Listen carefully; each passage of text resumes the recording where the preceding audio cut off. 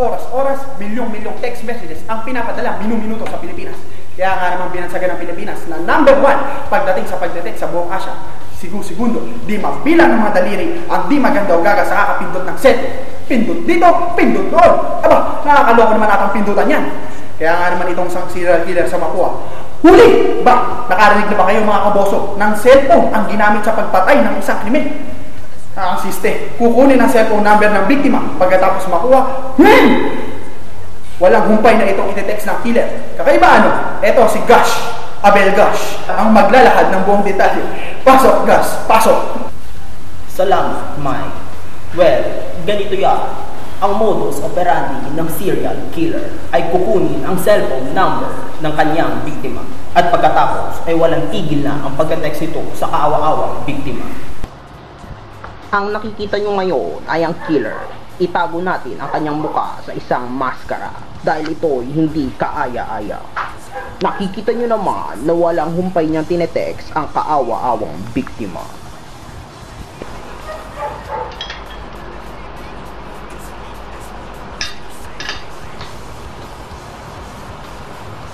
Hindi makakain. Ayan o, tingnan nyo mabuti mga kaboso. Tingnan nyo maigi kung paano i-text na serial killer ang biktima. Teka lang na, ako ang nag-uulat dito. Gago ka ba? Aba, excuse me po. Sorry kung bigla akong pumasok. Okay lang.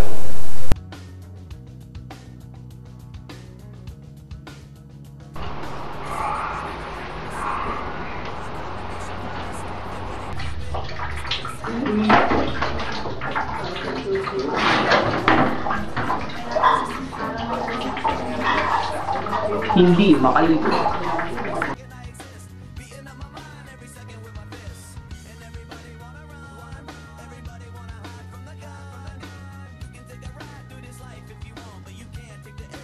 Hindi makaiye.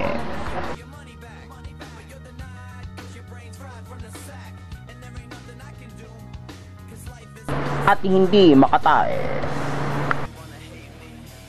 Hanggang sa nabutan siya dead.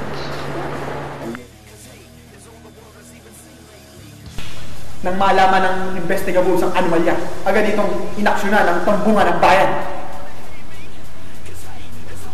Uy, paano mo naman hinuli yung biktima? Aba, dali-dali kinuha ng otoridad ang cellphone number ni Silent, at dali-dali itong ipinain sa serial killer. Uy, bakit naman si Silent?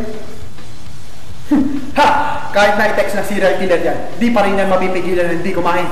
Tingnan niya naman ang ebidensya. Busog-lusog pa rin ito si Silent. Oy, kuma, bot yan. Baka majiji tayo dyan. Lol, sorry.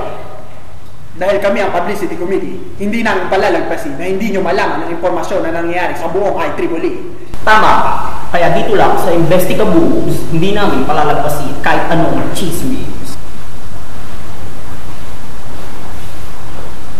Hanggat may anomalya at kalokohan, pasal kayo dyan. Ito po si Kuma Crickets. At ako naman, si Gosh Abel Gosh. At ako naman, si Jessica Sumo. Hindi namin itatana ng anomalya. Gosh! Bakit? Aba, napansin mo ba ang katabi ko ito? Ano meron? Dadalawa lang ang sinabi niya. Ano gagawin natin dyan? Tirahin na natin yan. Tirahin? Aba, sama lang dyan. Malang dyan. Totoo yun. Sige.